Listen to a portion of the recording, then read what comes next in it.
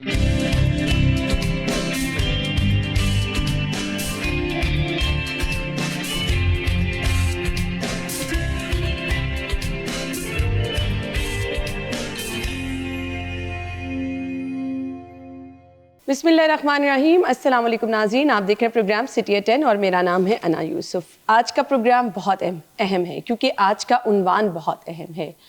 हज अरकान इस्लाम का 5वां रुकन और पूरी ज़िंदगी में हर मुसलमान की एक ख्वाहिश होती है कि वो अल्लाह ताला के घर जाए, अल्लाह ताला के घर जाए और हज करे। हज बेशक हर साहिब इस्तिताअत पर फ़र्ज़ किया गया है, लेकिन ज़िंदगी भर जब भी हम कभी ये लम्हात करीब आते देखते हैं तो दिल में चाहत बढ़ती चली जाती है। बीइंग मुस्लिम हम सबकी ख्वाहिश अपनी ज़िंदगी में सबसे बड़ी होती है कि अल्लाह ताला हमें भी हज की सआदत अता फरमाए। दुआ है जिन लोगों को ये सआदत नसीब हुई है वो खैर व आफ़ियत से अपनी इस तमाम मंजिल को जो है वो तय कर सकें और अल्लाह ताला उनकी हाज़िरी को कबूल फरमाए। अब वो लोग जो कि हज पे नहीं जा सके वो क्या क्या इबादत कर सकते हैं, उस पर भी हम बात करेंगे। हज के दिन कौन कौन सी इबादत का सवाब बहुत ज़्यादा है, हज का खुतबा सुनने का सवाब कितना है, हज के दिन अगर आप रोज़ा रखते हैं तो कितना सवाब है, उस पर हम बात करेंगे। अल्लामा एहसन उवैस साहब हमारे साथ मौजूद हैं, मजहबी स्कॉलर हैं, अपने प्रोग्राम में खुश आमदीद कहेंगे। अस्सलाम वालेकुम अल्लामा साहब। वालेकुम अस्सलाम। सबसे पहले बात कर लेते हैं हज है क्या। बिस्मिल्लाहिर्रहमानिर्रहीम। खुश नसीबी है कि हम ज़िलहज्जा के इन पाक दिनों के अंदर हज का तज़किरा कर रहे हैं। हज अपने एक इबादत के तौर के ऊपर और इस्लाम के बुनियादी अरकान में शामिल है। इसलिए 5वां रुकन है जो अल्लाह रब्बुल इज़्ज़त के हबीब मुकर्रम सल्लल्लाहु अलैहि वसल्लम ने हमें बताया है। इसमें कलमा, नमाज, रोज़ा, ज़कात के बाद हज की बारी आती है। और कुरान मजीद फ़ुरक़ान हमीद ने इरशाद फरमाया, वलिल्लाहि अलन्नासी हिज्जुल बैति मन इस्तता इलैहि सबीला। और अल्लाह ने अपने घर का हज ऐसे बंदों पर फ़र्ज़ कर दिया है जो उसके रस्ते में हज करने की इस्तिताअत रखते हों। हज के लुग़वी माना होते हैं क़सद करना, इरादा करना, और इसका जो शरई मफ़हूम जो है ख़ास दिनों के लिए ख़ास मुकामात पर ख़ास लिबास में अल्लाह रब्बुल इज़्ज़त की इबादत की नीयत से हाज़िर होना हज कहलाता है। हज सारे का सारा सफ़र इश्क है, सफ़र मोहब्बत है, सफ़र अक़ीदत है, और अगली बात कहूँगा रब के महबूबों की यादगारों को दोहराना है। ये सारा हज वो है कि अल्लाह करीम के महबूब हज़रत इब्राहीम अलैहिस्सलाम के जो यादगार हैं, कभी काबतुल्लाह का तवाफ़ बनाया उन्होंने, मुकाम इब्राहीम पर पहुँचना, सफ़ा मरवा करना, आगे आगे मना में जाना, फिर मना से अराफा में जाना, फिर मुज़दलिफ़ा में जाना, ये सारा जो तसलसल एक नज़र आता है। कभी वो बालों को कटवा देना, कभी रहने देना, कभी कुर्बानी को लिए। अल्लामा साहब इस तमाम मंज़र में मेरे दिल के करीब जो बड़ा मंज़र होता है ना, मैं यहाँ चाहूँगी मैं उसका ज़िक्र करूँ। हम दुनियावी ज़िंदगी में फ़लाँ अमीर है, फ़लाँ गरीब है, फ़लाँ भाई महंगा तरीन प्राइवेट हज करने जा रहा है और वो तो भाई कहाँ इतने उसका VIP हज है, फ़लाँ के पास बड़े अच्छे कपड़े हैं, फ़लाँ के पास बड़ा अच्छा लाइफस्टाइल है। अल्लाह का क्या इंसाफ है, क्या खूबसूरत इंसाफ है कि जब आप उसके हुजूर हाजिर हो गए तो कोई बड़ा, कोई छोटा, कोई अमीर, कोई गरीब, कुछ भी नहीं, एक ही लिबास। जी हाँ, तमाम लोग एक ही जगह पर मौजूद जी हैं। हाँ, अगर आपने खुले आसमान तले सोना है तो वो सभी लोग अपने रब के हुजूर जी हाँ, वहाँ रात बसर कर रहे हैं। क्या कमाल इंसाफ है जी अल्लाह हाँ का। जी। तेरी सरकार में पहुँचे तो सभी एक हुए, वाह बंदा और साहिब हो गनी मोहताज हो गनी एक हुए, वाह तेरी सरकार में वाह पहुँचे वाह तो सभी एक हुए। वाह। तो वहाँ उस बारगाह में, और ये जो जुमला जो आपने पहले एक इरशाद फरमाया ना, आपने एक बात बताई कि अमीर और गरीब और ये सारी चीज़ें, मैं एक जुमला कहूँगा, अल्लाह रब्बुल इज़्ज़त ने क़यामत के दिन आमाल की कसरत पर फ़ैसले नहीं करने बल्कि दिल की निय्यात के और खुलूस पर फ़ैसले फरमाने हैं। तो ये हज जो एक यगानगत, और अल्लाह ने जो अमलन अपने कुरान में अपने महबूब अलैहिस्सलाम से फरमाया ना, इन्ना अक्रमकुम इंदल्लाहि अत्क़ाकुम, कि तुम में सबसे जो नज़दीक मेरे नज़दीक वो है जो तुम में मुत्तक़ी है, परहेज़गार है। تو اس کا عملی اظہار اللہ رب العزت حج کے موقع پر دیکھنا چاہتا ہے اپنے بندوں میں، جہاں پر رنگ و نسل، ہر قسم کے ریسزم، لینگویج کے بیریئرز اور ہر قسم کی جو چیز ہے وہ ختم ہو جاتی ہے، رنگ و نسل کے، وہ باؤنڈریز کے، اور ساری چیزیں ختم ہو کر ایک وحدت کا پیغام ملتا ہے، لا الہ الا اللہ محمد الرسول اللہ صلی اللہ علیہ وآلہ وسلم، امت وحدت کا پیغام، یگانگت کا پیغام، کوہین کا پیغام، اور ان کے اندر ایک محبت کا پیغام۔ یہ پیغام اسلام ایسا معاشرہ چاہتا ہے جس میں رنگ و نسل کی بنیاد کے اوپر یا کسی اور امیر اور غریب کی تفریق کے اوپر فرق نہ کیا جائے، جس میں تقوی و طہارت کی خیر پائی جائے۔ حج ایک اس کا استعارہ ہے کہ اللہ کریم اور اس کے حبیب مکرم صلی اللہ علیہ وسلم کیسا معاشرہ ہم سے ایکسپیکٹ کرتے ہیں، کہ ہمیں کیسے معاشرے میں رہنا چاہیے اور معاشرتی قدروں کو کیسے بنیاد بنا کے آگے چلانا چاہیے۔ تو یہ حج کے حوالے سے بات نظر آتی ہے۔ حج کے لوازمات جن سے حج مکمل ہوتا ہے، جو لازم و ملزوم ہیں، جن پہ بالکل کمپرومائز نہیں کیا جا سکتا، اگر تھوڑا سا بھی ادھر ادھر ہو تو حج آپ کا قبول نہیں ہوگا۔ کچھ واجبات ہوتے ہیں، کچھ فرائض ہیں، اور کچھ جو ہیں اس طرح آ جائیں تو سنن ہیں، مستحبات ہیں۔ تو میں اس پر یہ کہوں گا، اس میں وہ چونکہ حج پتہ نہیں زندگی میں پھر نصیب ہوتا ہے یا نہیں، اس لیے حاجی کے لیے علماء کہتے ہیں کہ وہ مستحبات کو بھی بڑے ہی تحمل اور بڑی توجہ سے کریں۔ اور علامہ صاحب چاہت بھی بڑی ہوتی ہے، میں کہتی ہوں جو جذبہ ہوتا ہے، جو خوشی ہوتی ہے۔ میں بھی عرض کرتا ہوں اس بات پر بھی کہ حج کی کیفیات اور حج کی بات جو معاملات ہوتے ہیں، بندہ اگر اس کو سمجھے اور اس کیفیات کو اپنے اوپر طاری کر سکے۔ مثلا حاجی آقا علیہ الصلوۃ والسلام نے فرمایا، جب حاجی جو ہے جیسے ہی اپنی سواری پر قدم رکھتا ہے، پہلا تو اس کی نیت پہ ہی رب اجر عطا کرنا شروع کر دیتا ہے۔ یہ ہر ایک کے ہمارے گھر میں ہماری مرضی کے بغیر کوئی نہیں آتا، تو رب کے گھر میں اس کی مرضی کے بغیر بھی کوئی نہیں جاتا۔ بے شک بے شک۔ سوائے اس کے اگر کوئی حرام دولت کما کے جائے گا تو وہ رب کا معاملہ ہے، میں ایک بالعموم بات کر رہا ہوں۔ اور آگے حج کے جو طریقہ کار میں فرائض اور واجبات میں چیزیں آتی ہیں، تو حج کی بنیادی طور پر 3 اقسام ہیں۔ ایک ہے حج تمتع، ایک ہو جائے حج تفرید، اور ایک ہوتا ہے حج قران۔ اب ذرا پاکستانی حاجی اور ہمارے لوگ جن کا ارادہ رکھتے ہیں، حاجی تو کئی پہنچ چکے ہوں گے نا، تو پہنچ گئے ہیں، تو ہمارے یہاں پر کوشش کرنی چاہیے کہ وہ حج تمتع کریں۔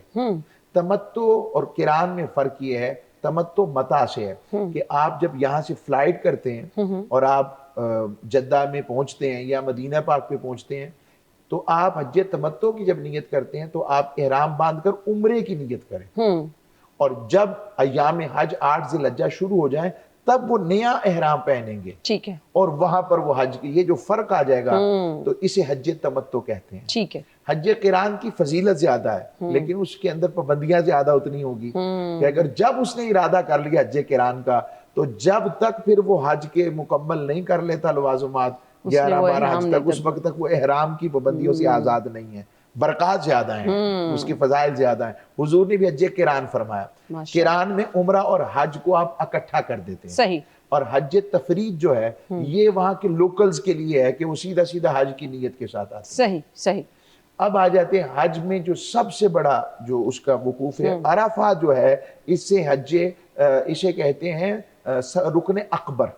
یہ سب سے بڑا رکن اکبر ہوتا ہے۔ جب بندہ عرفات کے میدان میں پہنچ جاتا ہے، سمجھے اس نے رکن اکبر ادا کر لیا ہے۔ اور رکن اکبر اتنی بڑی شے ہے عرفہ کا دن، ہم جیسے جانتے کہ لیلۃ القدر کی عظمت یہ ہے کہ اس میں اللہ کریم اپنی شان کے مطابق مغرب کے بعد آسمان دنیا پر رمضان میں حاضر ہوتا ہے، تشریف لاتے ہیں، اور یہاں پر آ کر اعلان فرماتے ہیں کوئی مجھ سے رزق مانگنے والا، اور معافی ہوتی ہے۔ ساری بات رمضان میں پوری فجر تک چلتی ہے۔ اسی طریقہ کار سے جو شعبان کی نصف جسے ہم شب برات کہتے ہیں، اس میں بھی روایات میں آتا ہے۔ مگر حج یوم عرفہ جسے حج کا دن کہتے ہیں، اللہ کریم دن میں ہی آسمان دنیا پر آ جاتا ہے، اور اس دن جتنا کثرت کے ساتھ لوگوں کو بخشش و معافی اور کرم کی خیر بانٹتا ہے اور دوزخ سے آزادی عطا فرماتا ہے، اس کی انتہا کوئی نہیں ہے۔ حدیث میں آتا ہے کہ فرشتے جب عرفہ سے ہو کر اللہ کی بارگاہ میں پہنچتے تو اللہ کریم جو جانتا ہے پوچھتا ہے کہاں سے آئے ہو؟ وہ عرض کرتے ہیں مولا عرفات کے میدان سے آ رہے ہیں۔ کون کون تھا؟ وہ لسٹ آؤٹ کرتے ہیں، اللہ حالانکہ اللہ جانتا ہے، تو ان میں سے اللہ کریم سے عرض کرتے ہیں مولا جو فلاں فلاں بندہ تھا نا، وہ تو وہاں پر اپنے اونٹ لینے آیا تھا۔ اللہ کریم فرماتے ہیں وہاں موجود تھا نا تو ان کی وجہ سے وہ بھی بخشے گئے، سارے ہی بخشے سبحان گئے۔ اللہ۔ تو یہ بخشش و رحمت کی اتنی بڑی حج جو میں نے عرفہ کے دن کی برکات بتائی ہے، پھر عرفہ سے مزدلفہ کے اندر جو رات گزارنا ہے، تو مزدلفہ کی رات کے بعد پھر واپس وہ پلٹتے ہیں منا کی طرف، اور پھر وہ حج زیارت کہتے ہیں، یہ حج اسے طواف زیارہ کہتے ہیں، وہ بھی لازم ہے۔ اس کے بعد وہ پابندیوں سے آزاد ہوتے ہیں، قربانی، اور پھر وہ اپنی حلق قربانی کے بعد ہی کرتے ہیں۔ ان کی یوم عید یہی ہوتی ہے بالکل کہ ان کا جو عید کا دن ہوتا ہے وہ 3 دن وہ پھر کنکریاں بھی مارتے ہیں شیطانوں کو، اور اس میں بھی احتیاط کرنی چاہیے، مزاح کے انداز میں نہیں ہونا چاہیے کہ وہاں پر لوگ جو ہیں وہ غصے کے اندر ایسے لگتا ہے جیسے فرضی طور پر کلاشنکوف چلا رہے ہیں، وہاں پر غصے سے جوتیاں مار رہے ہیں، ایسا نہیں ہونا چاہیے۔ جو سنت طریقہ ہے نا اس سنت طریقے کو اسی طرح، اور دھکم پیل سے بالخصوص بزرگوں اور خواتین کے لیے، اور جو وہاں کی گورنمنٹ نے جو ایس او پیز مقرر کی ہیں لوگوں کی حاجیوں کی آسانی کے لیے، اس کو ضرور ہمیں مد نظر رکھنا چاہیے۔ یہ چند چیزیں میں نے آپ کو موٹی موٹی بتا دی ہیں جو حج سے متعلق۔ اب حج کے دن کی برکات کیا ہیں، ہم نے اس کی طرف آنا ہے، بریک کا کہا جا رہا ہے، بریک کے بعد جوائن کرتے ہیں، ہمارے ساتھ رہیے۔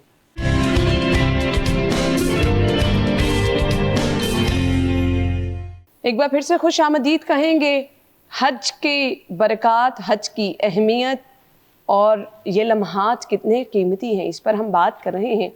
خطبہ حج کی بات کر لیتے ہیں علامہ صاحب۔ جی، خطبہ حج جو ہے یہ دنیا کے اندر حج جو ہے سب سے بڑا اجتماع ہوتا ہے، پوری اور اگر دنیا آپ سے پوری دنیا سے مسلمان، میں آپ کو ایک عرض کرتا ہوں، اگر مسلمان ہم لوگ گورنمنٹ رائز لوگ بھی جتنے بھی ہمارے گورنمنٹ کے لوگ یعنی کہ حکمران طبقہ ہے، ساری امت مسلمہ کے اگر یہاں اکٹھے ہو کر امت محمدیہ کے فیصلوں کی طرف، اتحاد کی طرف کوشش کریں تو دل بھی نرم ہوتا ہے، بے شک، اللہ کی بارگاہ میں حاضر بھی ہوتے بے ہیں، شک، بے شک، اور آپ کی طبیعتوں میں صدق و امانت بھی ہوتا ہے۔ تو یہاں ایک بہت بڑا جسچر دے سکتے ہیں۔ بے شک، کسی دور میں ایسا ہوتا رہا ہے کہ تمام جو ممالک کے جو حکمران تھے وہاں پہنچتے تھے، پھر میٹنگز بھی کنڈکٹ ہوتی تھی، اور بڑا ایک دور رہا ہے ایسا۔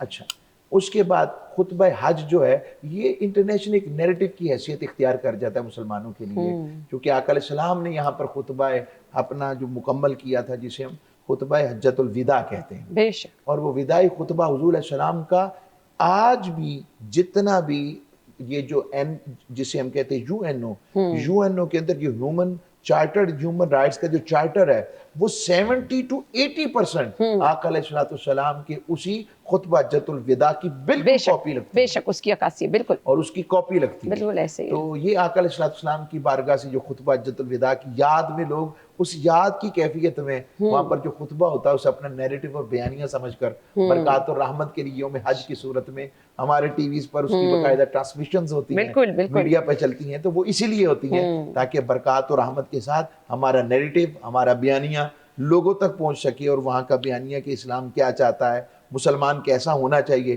مسلمانوں کو مستقبل میں کیا کرنا چاہیے، کیا نہیں کرنا چاہیے، کن چیزوں سے بچنا چاہیے، کن چیزوں کو اختیار کرنا چاہیے، انفرادیت سے لے کے اجتماعی تک، تو اس کی بڑی برکات اور رحمات تو موجود ہیں۔ بے شک، بے شک۔ حج کا جو اپنا دن ہے وہ خود بڑی برکتوں والا ہے۔ ہاں، میں اسی پہ آنے لگی تھی، حج کے دن کی اہمیت جو ہے اس پہ روشنی ڈال۔ ایک سال کا اس کا ایک روزہ 1 سال کے روزوں کے برابر ہے۔ حج کے دن جو ایک دن روزہ رکھتا ہے، اور یہ ترمذی شریف کی حدیث ہے، اور اس کی ایک رات کا قیام لیلۃ القدر کے قیام کے برابر ہے۔ سبحان اللہ، حج کے دن اگر آپ رات جاگ کر عبادت کرتے ہیں تو لیلۃ القدر کی، اب کئی لوگ ہم سے یہ سوال بھی کرتے ہیں کہ جی وہاں تو 9 ذی الحجہ آ رہی ہے پہلے، بالکل، اور ہم آ رہے بعد میں، ہاں جی، تو آپ دونوں، پہلی بات تو یہ اللہ کی رحمت جو ہے وہ وسیع ہے، جس ڈیٹ کو آپ کی ڈیٹ آ رہی ہے نا آپ اس پہ روزہ رکھ سکتے ہیں، آپ کو اجر مل جائے گا، لیکن اگر آپ اس کے ساتھ 2 روزے بھی ملا لیں تو اس کی برکات دگنی ہو جائیں گی،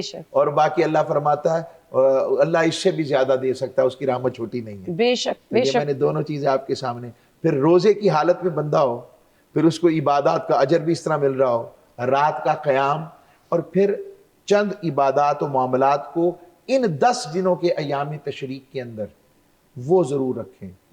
ایک بات پتہ نہیں پھر یہ دن نصیب ہوتے ہیں یا نہیں، تو اس لیے سب سے پہلے توبہ کی نیت اور اپنی اصلاح احوال کی نیت، خیر خواہی کی نیت، सिला रहमी की नीयत, जो नहीं जा सके स्पेशली उनके लिए कह रहा हूँ, और अपने अंदर अल्लाह से और उसके हबीब की बारगाह में हाजिर होने की नीयत, ये नियत की अजर ज्यादा है। और जो शख्स चाहता है, एक हज काफी नहीं, अगर अल्लाह ने इस्तिताअत दी है तो हुजूर इस्लाम की हदीस के मुताबिक जो चाहता है कि उसकी उम्र में बरकत हो जाए तो वो हज व उम्रा की कसरत करे, सुभान अल्लाह। अल्लाह करीम उसके उम्र में बरकत देगा। और दूसरा फरमाया, जो चाहता है कि उसकी उम्र में बरकत हो जाए वो सिला रहमी किया करे, लोगों से मेल जोल, अपने रिश्तों के साथ रिलेशनशिप को कायम रखे।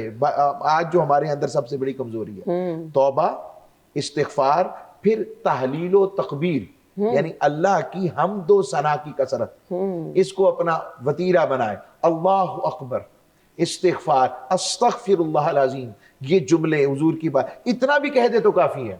अल्लाह अकबर कहना, अस्तगफिरुल्लाह अज़ीम कहना, अल्लाह ला इलाहा इल्लल्लाह सुब्हानल्लाहि वल्हम्दुलिल्लाहि वला इलाहा इल्लल्लाह वल्लाहु अकबर, इतना भी कहना। ये सारी मसनून अज़कार सुना रहा हूँ, कुरान मजीद की तिलावत। और तिलावत के साथ कहूँगा यहाँ पर आपके इस प्रोग्राम के तवज्जुह से कि कुरान को पढ़ने के साथ साथ समझने की आदत डालें। 100 नफर अगर कोई शख्स पढ़ता है, उसके मुकाबले में हुजूर की हदीस का मफहूम, कुरान की एक आयत सीखता है तो एक आयत सीखने वाला 100 नफल पढ़ने वाले से अजर में ऊपर है। सुभान। तो ये सारी चीज़ें आप जमा करते जाएं। और एक और बड़ी अहम बात, अपने वालिदैन के साथ उनकी खिदमत करें, जिनकी हयात हैं उनसे अपना हुस्ने सलूक कायम रखें, ये हमारे यहाँ बड़ी कमज़ोरी। ये सारी हज की चीज़ों के साथ आपको जब इंगेज करेंगे तो आपको बरकत और रहमत मिलनी शुरू हो जाएंगी। और जो लोग नियत करते हैं कुर्बानी की, तो वो अपने बाल और नाखूनों को ना काटें। ये मसनून अमल नीचे आ जाएगा, सुन्नत गैर मुअक्कदा मुस्तहब्बात में, हुक्म में आ जाता है, लेकिन अगर कोई करेगा तो बरकत बहुत ज्यादा है। सही आका अलैहिस्सलाम ने फरमाया। और जो इस्तिताअत होने के बावजूद हज नहीं करता, जैसे हमारे पाकिस्तान में एक तरीक़ाकार है, हम really sorry to say that, कि हम कहते हैं अभी जरा ये मकान बन जाए, हालांकि लाखों रुपए होते हैं, अभी ये बन जाए, बच्चों की शादियां हो जाएं, फिर न जिस्म काम कर रहा होता है, न पैसे उस तरह रहते हैं। तो मैं उनके लिए आका अलैहिस्सलाम की हदीस सुनाता हूँ। हुजूर ने फरमाया, जो इस्तिताअत के बावजूद हज नहीं करता, तो चाहे वो यहूदी मरे या नसरानी, मुझे उससे कोई गर्ज नहीं। या आका अलैहिस्सलाम ने इतनी बड़ी वहां पर तंबीह दी है। और फिर हज, जहां पर हम हज करते हैं, वहां बारगाह रिसालत में आप सल्लल्लाहु अलैहि वसल्लम से मुलाकात भी है। हम हुजूर की बारगाह में, मदीना पाक में ज़ियारत के लिए भी हाजिर होते हैं, आका की बारगाह में जाते हैं। तो ये दोनों चीज़ें जो जमा होती हैं।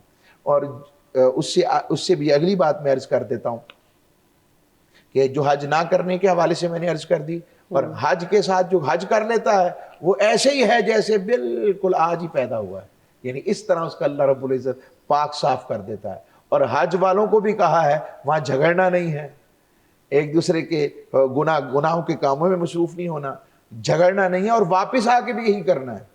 ये नहीं कि अब हज कर लिया तो मेरा बैलेंस जीरो हो गया है तो फिर शुरू से शुरू हो जाए, ये अंदाज को कोई निशानी है कि अल्लाह ने आपका हज कबूल कर लिया, आप दोबारा से तमाम गुनाहों से पाक हो गए। अब हज करने वाला ये जानना चाहता है ना कि मैं अपने रब के हुजूर से आया, मैं तो बड़ा गुनाहगार था, मैंने तो बहुत बुरे बुरे काम किए थे, मेरा हज कबूल भी हुआ या नहीं, मैं अपने रब के यहाँ पसंदीदा भी हूँ या नहीं, मेरे रब ने मुझे कबूल भी किया या नहीं। हुजूर इस्लाम की हदीस है, आना इंदा ज़न्न अब्दी बी, मैं अपने बंदे के गुमान के मुताबिक होता हूँ। और हमारा गुमान यही है कि बड़ा छोटे का हिसाब नहीं करता, फजल और रहमत करता है। और ये भी फुक़हा, उलमा, स्कॉलर्स ने ये बात तरवीज की है कि ये गुमान करना भी कि मेरा हज कबूल नहीं हुआ, ये भी गुनाह है, उसकी रहमत बड़ी वसी है। बेशक ये यकीन कामिल रखे कि उसका हज कबूल हुआ है तो वो यहाँ आया हुआ है। वो हजरत इब्राहिम अलैहिस्सलाम ने जो आवाज दी थी, उसने भी लब्बैक कहा था उसकी रूह ने, तभी तो वो यहाँ हाजिर है। वो अराफात की उन वादियों में हाजिर है। वो उस चंचलाती धूप के अंदर भी यूं सोच रहा है कि जैसे क़यामत के दिन भी मैं यूं ही अपने मालिक के हुजूर हाजिर था। वो कभी जो चक्कर लगाता है, कभी 7 चक्कर, कभी मुज़दलिफ़ा के चक्कर, कभी मना के चक्कर, कभी अरफा के चक्कर, ये सारी चीज़ें, कभी रात को खुले आसमां के नीचे, कभी जिस अंदाज में, ये सारा मरकज़ उसे बताता है कि अल्लाह करीम की बारगाह ने उसे बख्शा है, ऐसी मुशक्क़तें करवा रहा। बेशक वो हमारा को मजदूर हो और वो मुशक्क़त करे, मेहनत करे, तो हम उसको नहीं छोड़ते। اور جو اس کی بارگاہ میں مزدوری اور خیر کرے تو وہ خالی کیسے رہنے دے سکتے؟ بے شک ایسے ہی، بے شک ایسے ہی ہے. مجھے یہ بتا دیجیے گا کہ ہم یہاں پر جو لوگ حج کے لیے نہیں جا سکے، اب وہ پورا دن اگر کوئی عبادت کرنا چاہے، روزے کی تو ہم نے بات کی، نوافل، تسبیحات، اس کا ذکر کر لیتے ہیں. مجھے بریک کا کہا جا رہا ہے، بریک کے بعد آتے ہیں.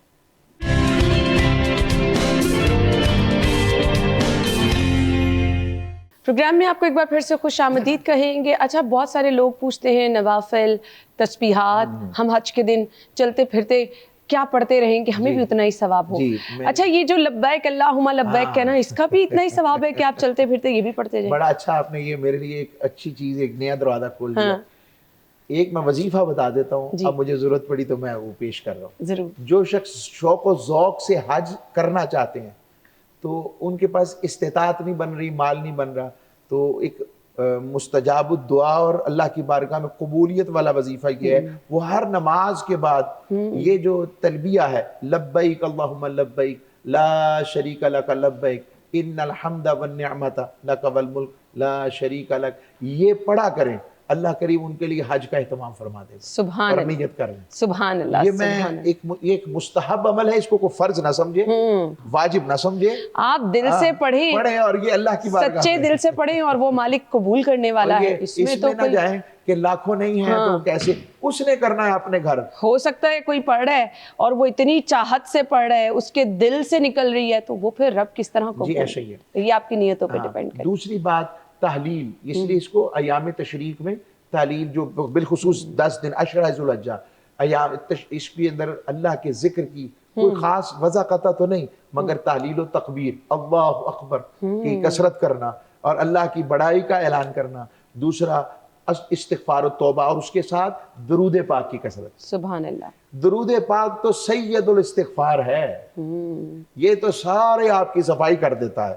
تو درود پاک پڑھنے میں اس میں بہت بڑا اجر. کوئی خاص حد اپنے مطابق کریں، میں اس کو پابند نہیں کرتا کہ کیسے پڑھیں، مگر اتنا کہوں گا درود پاک پڑھتے وقت یہ تو توجہ رکھے کہ ہم پڑھ کس کے لیے رہیں. اس توجہ میں بڑی خیر ہے، اس توجہ میں برکات ہیں. تو ہمارے پاس روز کوئی درود سلام کرے نا تو ہم کسی دن پوچھ ہی لیتے ہیں کیا حال ہے. تو حضور نے بھی یہ فرمایا، جو امتی مجھ پر سلام پڑھتا ہے تو میری روح لوٹائی جاتی ہے اور میں اپنے امتی کے سلام کا جواب دیتا ہوں. سبحان اللہ. اب روح مصطفیٰ ہمارے نزدیک تو جسم مصطفیٰ سے کہیں جاتی ہی نہیں ہے، تو اس لیے درود و سلام کا ہر وقت جواب، بس وہ کان چاہیے کہ حضور کی بارگاہ کی خیر پا سکیں. بے شک. اور ایسی بے شمار مثالیں ہماری تاریخ میں مستند حوالہ جات کے ساتھ موجود ہیں جنہوں نے وہ جوابات اور چیزیں سنی. بے شک بے شک. اب آ جاتے ہیں جی قربانی کا عمل. مقصد کیا ہے قربانی کا؟ حضرت ابراہیم کی وہ قربانی جس سے اس کو ریلیٹ کیا جاتا ہے، آج مجھے لگتا ہے کہ آج کے دور میں اس کو ریمائنڈ کرانے کا، تھوڑی چیزوں کو ریکال کرنے کا نا بڑی ضرورت ہے. ہم اصل مقصد بھولتے جا رہے ہیں. جی ہم قربانی کا مقصد نہ یہ ہے کہ صرف آپ جو ہیں وہ تکا پارٹیز کی رہے، میں جملہ بول رہا ہوں. قربانی کا مقصد صرف یہ نہیں ہے کہ ہم لوگ گیٹ ٹوگیدر کر کے اس کو انجوائے کر لیا جائے. قربانی کا مقصد جب تاریخ قربانی کو دیکھتے ہیں تو اس میں خلوص ہے، نیت کے اندر اللہ کی بارگاہ کی رضا ہے، اور تیسرا ٹوٹل سبمیشن، اللہ کی بارگاہ میں خود کو پیش کر دینا ہے. یہ اصل میں قربانی کی اصل ہے. ابراہیم علیہ السلام نے کہا میں نے خواب دیکھا کہ بیٹے کو قربان کر رہا ہوں، لمحہ نہیں لگایا، اپنے بیٹے سے ڈسکشن کی، اور بیٹے نے بھی لمحہ نہیں لگایا، کہا بابا جان آپ جو اللہ کو حکم کر گزریے، آپ مجھے شکر گزاروں میں سے پائیں گے. تو اللہ رب العزت نے وَفَدَيْنَاهُ بِذِبْحٍ عَظِيمٍ، اللہ نے بذبح عظیم کے ذریعے وہ جو قربانی تھی مینڈے کی صورت میں اسماعیل علیہ السلام کی ایکسچینج کر دی. اور بذبح عظیم کا ایک معنی وہ حضرت امام حسین علیہ السلام کی طرف بھی جاتا ہے. تو بہرحال وہ ایک علیحدہ ایک فلسفہ، ایک مضمون آ جائے گا. تو یہاں پر جو عرض کر رہا ہوں تو وہ قربانیوں کا ایک تسلسل ہے. اس قربانی کے اندر ہم اپنا مال بھی خرچ کرتے ہیں، جان کی صورت میں جانور کو قربان کرتے ہیں، اور جس طرح، اور اس کا مقصود یہ نہیں ہے کہ ہم شو آف کرتے پھریں. یہ قرآن نے کہا ہے یہ عام جانور نہیں ہیں. وَالْبُدْنَا جَعَلْنَاهَا لَكُم مِّن شَعَائِرِ اللَّهِ، فرمائے قربانی کے بڑے بڑے جانور، یہ جو اونٹ ہے، یہ جو گائے ہے، یہ جو بیل ہے، فرمائے یہ اللہ کی نشانیاں ہیں. یعنی ان جانوروں کی خدمت کرنا بھی برکات ہے، اور قرآن میں پھر اللہ نے فرمایا سورہ الحج میں وَمَن يُعَظِّمْ شَعَائِرَ اللَّهِ فَإِنَّهَا مِن تَقْوَى الْقُلُوبِ، اور جو ان شاعر اللہ کی تعظیم کرتے ہیں، رسپیکٹ کرتے ہیں، تو اللہ کی بارگاہ سے انہیں تقوی اور اپنی قربت اور پرہیزگاری نصیب ہوگی۔ سبحان اللہ۔ یہ ہم عام نہ سمجھیں، ہمارے اندر سٹی لاہور سٹی میں پہلے ہوتا تھا کہ لوگ پہلے سے جانور زیادہ منگوا لیتے تھے یا گھر میں آ جاتا تھا، تو آج کل ہمارے ہاں پرابلمز آتی ہیں، ان کو صفائی کون کرے گا؟ تو میں ان کو پیغام دوں گا کہ وہ اس نیت سے صفائی کریں کہ یہ رب کے مہمان ہیں اور یہ ہمارے لیے شافع ہیں، اور اس کے جب قربانی کی جاتی ہے تو ایک ایک بال کے اجر پہ رب آپ کی معافی اور گناہ معاف فرماتا ہے، ایک ایک خون کے قطرے پر آپ کے گناہ معاف ہو رہے ہوتے ہیں۔ تو اب اس میں اگر شو آف کا نکال دیں، اللہ فرماتا ہے مجھے تمہارا خون اور گوشت نہیں پہنچتا، مجھے تمہارا تقوی پہنچتا ہے، تو لہٰذا آپ تقوی کی نیت سے کریں گے، باقی سب کچھ مل ہی جائے گا آپ کو۔ ٹرینڈ آج کل یہ ہے کہ آپ نے قربانی کا جانور ذبح کیا، آپ گوشت رشتہ داروں میں بانٹ دیا، فلانا ناراض ہو جائے، فلانا ناراض ہو جائے، بیٹی کے سسرال پہنچا دو۔ عزت بننی چاہیے، مستحقین دروازوں پہ رہ جاتے ہیں، میں نے بڑی جگہوں پر دیکھا ہے، یا پھر آپ اپنے فرج کی زینت کر لیتے ہیں۔ تو ہمارے رب کا تو یہ پیغام نہیں، قربانی کا اصل مقصد تو یہ نہیں، تو وہ پھر ہم نے جو اپنی طرف سے کوشش کی رب راضی کرنے کی، وہ تو ہم نہ کر سکے۔ اچھا آپ کا ایک سوال اور اچھا ایک آپ نے جو پوائنٹ آؤٹ کیا ہے، بات یہ ہے کہ اسلام جو ہے احساس، اس کے اندر فیل کرنا دوسرے کی اہمیت، دوسرے کی شخصیت، دوسرے کے اس کے پہلوؤں کو اور اس کی جتنی بھی کمزوریاں اس کو محسوس کرنا اور اس کو ڈھانپنا، اس تک پہنچنا، اس کی مدد کرنا، یہ اسلام کی بیس ہے جو تاجدار کائنات صلی اللہ علیہ وسلم کی بارگاہ سے وَيُطْعِمُونَ الطَّعَامَ عَلَىٰ حُبِّهِ مِسْكِينًا وَيَتِيمًا وَأَسِيرًا، اللہ فرماتا ہے وہ مسکین و اسیر کو میری محبت میں کھلاتے اور پلاتے ہیں، تو اللہ ان کے لیے اعلان کرتا ہے قرآن کے اندر۔ اور اسی طرح قربانی میں آپ نیت جب یہ رکھیں گے تو اسی لیے 3 پورشنز ہونے چاہیے قربانی کے، تو وہ قربانی کے پورشنز یہ ہونے چاہیے۔ اب آپ نے بات میری توجہ سے سننی ہے، تو وہ یہ ہے کہ جو ہوگا نا سب سے کمزور حصہ وہ آپ نے غریبوں کے لیے رکھنا ہے۔ کمزور حصے سے مراد یہ ہے کہ آپ نے اس کے اندر ہڈیاں رکھ دینی ہیں، آپ نے اس کے اندر جو ہے وہ جتنے اس کی لوازمات دوسرے ہیں کھال رکھ دیں اس کے اندر، یہ غریبوں کے لیے، اور اپنے لیے آپ نے ران رکھنی ہے۔ یہ میں جان بوجھ کر عرض کر رہا ہوں کہ ایسا نہیں ہونا چاہیے۔ اللہ رب العزت نے فرمایا تم نیکی کو تب تک نہیں پہنچ سکتے حتی تنفقوا مما تحبون، کہ جب تک تم وہ خرچ نہ کرو جس سے تم محبت کرتے ہو۔ تو اس لیے بہتر سے بہترین اللہ کی راہ میں، اور دروازوں والے بھی آئیں تو ٹھیک ہے، کچھ پروفیشنلز ہوتے ہیں، میں پسند کرتا ہوں کہ ان کو کچھ کر دیا جائے، لیکن آپ کے محلے، آپ کے ریلیٹیوز، آپ کے ہمسائے، آپ کے موبائل لاگز میں ایسے فرینڈز ہوں گے جن کو آپ کو بعد میں پتہ لگے گا اس نے قربانی نہیں کی ہے، تو ان تک آپ بڑے حکمت سے، بڑے تدبر سے قربانی کا گوشت پہنچائیں۔ یہاں تو رواج یہ علامہ صاحب جنہوں نے قربانی کی آپ ان کے گھر بھی بھیج رہے ہیں، ان کے گھر سے آپ کے گھر بھی آ رہا ہے، یہ کام اچھا یہ ایک طریقہ کار اس لیے بہتر ہو سکتا ہے کسی حد تک، اس کی اجازت اس لیے کہ اگر تحادو تحابو کی صورت میں کہ تحفے دو تو محبت بڑھے گی، تو ہو سکتا ہے نا ہمارے ہاں آج کل ہمارے ٹیمپرامنٹ بڑے شارٹ ہو گئے، تو صلح کی نیت سے بھیجیں، تحفے کی نیت سے بھیجیں، تاکہ ایک محبت پیدا ہو سکے۔ یہ دکھاوا نہیں بلکہ ایک محبت۔ کچھ احکامات ہیں کہ فلاں جانور قربان کرے تو ثواب زیادہ ہے، دمبا قربان کرے تو اس کا ثواب زیادہ ہے۔ اب کچھ لوگ اجتماعی قربانی کر لیتے ہیں، حصہ ڈال لیتے ہیں، اس سے کہیں ثواب میں کمی تو نہیں آ جاتی؟ اجتماعی جو قربانی ہوتی ہے اس میں ثواب میں کمی نہیں آتی، یہ ایک آسان طریقہ ہے ویلفیئر آف پیپل کا، کہ لوگوں کے لیے آسانی اس میں آ جاتی ہے، تو اس سے ایک آسانی پیدا ہوتی ہے کہ لوگ آسانی کے ساتھ اب اکٹھا جانور نہیں خرید سکتے، تو وہ ایک حصہ پورشن انہیں مل جاتا ہے، اس کی ترتیب اور تدوین۔ ہاں قربانی جو اس کو مینیج کر رہا ہے وہ اپنی نیت ٹھیک رکھے، اگر وہ لوگوں کے ساتھ زیادتی کر رہا ہے اور قربانی کے گوشت کے ساتھ یا قربانی کے جانور کو جو کہہ رہا ہے اس کے مطابق نہیں لا رہا، تو یہ سارا اس کے اوپر بلیم آئے گا، وہ اللہ کی بارگاہ میں جواب دہ ہوگا، اور وہ جانور بھی اس کی شکایت لگائیں گے اللہ کی بارگاہ میں۔ یہ یاد رکھیں، اگر وہ شفاعت کرے گا تو شکایت بھی لگا سکتا ہے، اللہ نے یہ اختیار دیا ہے، تو یہ آسانی ہے۔ اور ایک اور جملہ، جو لوگ قربانی کسی طرح نہیں کر سکے انہیں گھبرانے کی ضرورت نہیں۔ تاجدار کائنات صلی اللہ علیہ وسلم جب بھی قربانی کرتے تو حضور علیہ السلام 2 قربانیاں، ایک اپنی اور اپنی آل کی طرف سے، اور ساتھ فرماتے کہ میری امت کی طرف سے۔ کیا بڑی خوشخبری آپ نے سنا دی۔ تو حضور علیہ السلام کی بارگاہ سے یہ بات ہے کہ امت میں وہ تو شامل نہیں نا جو اس وقت تھے, وہ بھی تو شامل ہیں جو ہم جیسے بعد میں آئیں گے. تو ان کو گھبرانے کی ضرورت نہیں. لجپال آقا نے ان کی طرف سے پہلے سے قربانی کر دی, سبحان اللہ, کیونکہ حضور سب سے بڑے ولی ہیں اپنی امت کے. بے شک یہ میں نے آپ کے سامنے یہ بھی بات پیش کر دی ہے. اور لیکن ہم پر ذمہ داری ہے کہ ہم لوگوں کا خیال رکھیں. قربانی کا گوشت آپ کیا غیر مذہب میں یعنی کرسچنز میں یا دوسرے مذہب میں آپ اس کو بانٹ سکتے ہیں یا نہیں؟ مجھے بریک کا کہا جا رہا ہے لاما صاحب, اس کے بعد آتے ہیں تو بات کرتے ہیں. اسٹے ود اس.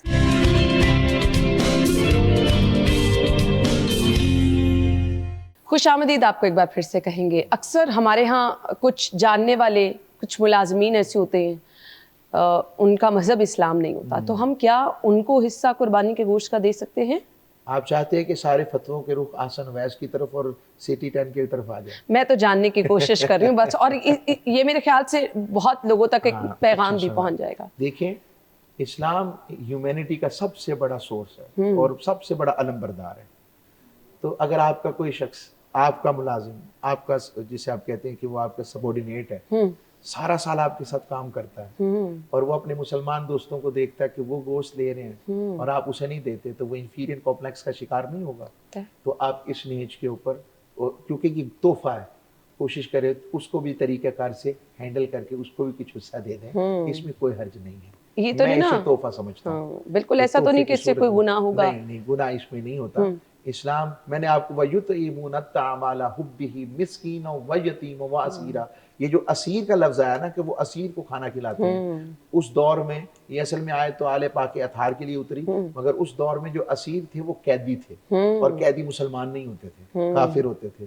اگر انہیں کھلایا جا سکتا ہے تو یہ تو قربانی کا بے شک. تو یہ بہت اچھی مثال آپ نے دی. کچھ لوگ کیا کرتے ہیں, قربانی کے گوشت کو پکا کے اسی ٹائم مستحقین میں تقسیم کر دیتے ہیں, کھانا بانٹ دیتے ہیں. بہت اچھا ہے.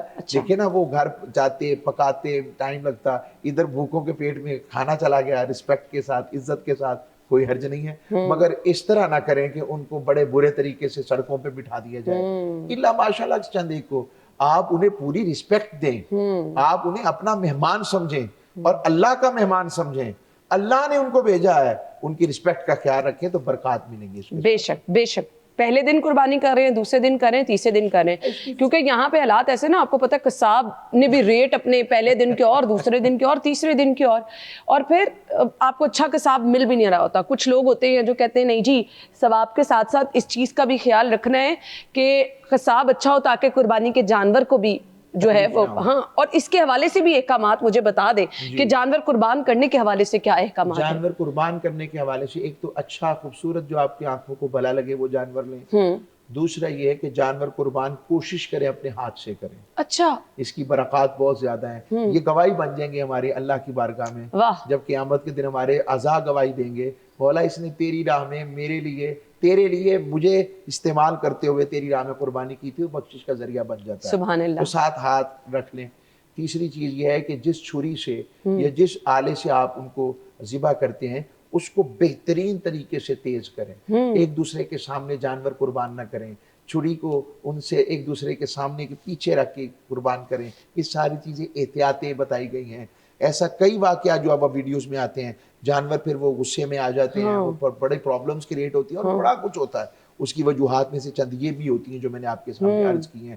جو ہم آقا علیہ السلام کی جو دی ہوئی ہدایات اور مستحبات اور چیزیں جب نہیں عمل کریں گے تو یہ سب چیزیں جتنا پروفیشنل قصاب اور اچھے طریقے سے آپ کے قربانی کے جانور کو قربان کر رہا ہے اتنا ہی ثواب ہوتا ہے. تکلیف جتنی کم ہو, تکلیف کم سے کم ترین ہونی چاہیے اسے. اس کی برکات اور رحمت, وہ آپ کا شفیع ہے. یہ اپنے پاؤں پر اور اپنے گردن پر کھڑا ہو کر اللہ کی بارگاہ میں عرض کرے گا, مولا اس نے تیری رضا کے لیے مجھے قربان کیا تھا, یہ جنت کا بندہ ہے, تو مولا اسے بھی جنت کی راہ دکھا دے. یہ جانور شفیع بن سکتا ہے تو وہ آپ کا شافع ہوتا ہے. تو اس لیے اس کو آسان نہ سمجھے, رب کی نشانی ہے. تو اس کو اس منہج پر, اس راستے پر رکھیں گے تو اللہ برکات عطا فرمائے گا. قربانی کا بہترین وقت فجر سے مغرب تک کس ٹائم پہ آپ قربان جانور کر سکتے ہیں؟ اکثر ایسا ہوتا ہے کہ جی تیسرے دن کے حوالے سے بھی کچھ خصوصی احکامات ہیں, کیونکہ لوگ کہتے ہیں چلو قصاب تھوڑے ایسے کم لے گا, آپ کو پتہ حالات بھی ایسے, تو احکامات اس حوالے سے. تینوں دن مغرب سے پہلے آپ جانور قربان کریں. ٹھیک ہے. مغرب کے بعد جانور قربان کرنا مکروہ ہے. اچھا, مکروہ کا مطلب ناپسندیدہ ترین ہے. ایسا ہو سکتا ہے کہ آپ مغرب سے پہلے ذبح کر لیں تو بعد میں گوشت بن رہا ہے، وہ گوشت علیحدہ بن جائے، چیز ہے۔ ہاں اکثر ایسا ہوتا ہے۔ غروب آفتاب سے پہلے پہلے آپ نے جانور تینوں دن کا ٹائمنگ یہی ہے ہاں ٹھیک ہے، کہ آپ نے تینوں دن ٹائمنگ، اور مقصود ایک تو جہاں آپ حساب والی بات کر رہے ہیں، اسلام چاہتا ہو سکتا ہے پہلے دن پیسے نہ ہو، چلو دوسرے دن آگے کہیں سے، تیسرے دن آگے کہیں سے، تو جب وہ استطاعت والا ہو جائے تو وہ قربانی کر لیں۔ چوتھی بات یہ ہے اس کے اندر جو اگلی بات بڑی امپورٹنٹ ہے، اس دور میں ہماری طرح وہ پورا جسے کہتے ہیں نا چاند کے دیکھنے کا نظام نہیں تھا، تو اس کی وجہ سے بھی کہتے تھے کہ ایک نہیں تو دوسرے دن تو کنفرم ہو گیا نا، تو وہ بھی آپ کر سکتے ہیں، اسی لیے 2-3 دن رکھے گئے ہیں خوشیوں کے نام۔ آج کل نا علامہ صاحب ایک ٹرینڈ یہ بھی ہے کہ جانور گھر میں نہیں قربان کرنا، آپ سلاٹر ہاؤس لے جائیں اور وہاں پر ہم نے تو بڑا اہتمام دیکھا اپنے بچپن میں، میری دادی تو باقاعدہ طور پر نا وہ جانور کو تیار کرتی تھی، خوشبو مہندی لگاتی تھی، تو اب یہ ٹرینڈ کم ہوتا جا رہا ہے، جانور پکڑا آپ سلاٹر ہاؤس میں لے گئے، مصباح خانے میں لے گئے اور گوشت بنوا کے پیکٹس میں گھر لے آئے۔ بس گوشت کھانا تو مقصود نہیں تھا نا، تو پھر شاعر اللہ کی تکریم کہاں گئی؟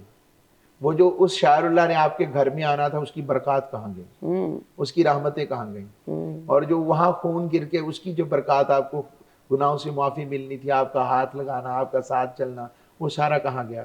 تو یہ میں عرض کروں گا کہ ان چیزوں کو احتیاط کریں، اور دوسری جانب یہ بھی بات کروں گا کہ اپنے سارے ناظرین سے صفائی کا خیال رکھیں۔ گورنمنٹ بڑے اچھے انتظامات کرتی ہے، بڑا اچھا ان انتظامات کا خیال رکھیں، ان کی جو باقیات اور فضلات ہوتے ہیں یہ بڑے پرابلمٹک ہوتے ہیں ہمارے لیے۔ اور یہ بھی آپ کے جو آپ ایک نیک عمل کر رہے ہیں، اس میں آپ نیک عمل کے ساتھ ساتھ کسی کے لیے تکلیف کا باعث بن رہے ہیں، obviously اس میں پھر ثواب میں کمی ہوتی ہے، تو ان چیزوں کا احتیاط کرنی بڑا ضروری ہے۔ بے شک۔ علامہ صاحب بہت بہت شکریہ آپ کے قیمتی وقت کے لیے۔ ناظرین ہمیں اجازت دیجیے، اللہ حافظ۔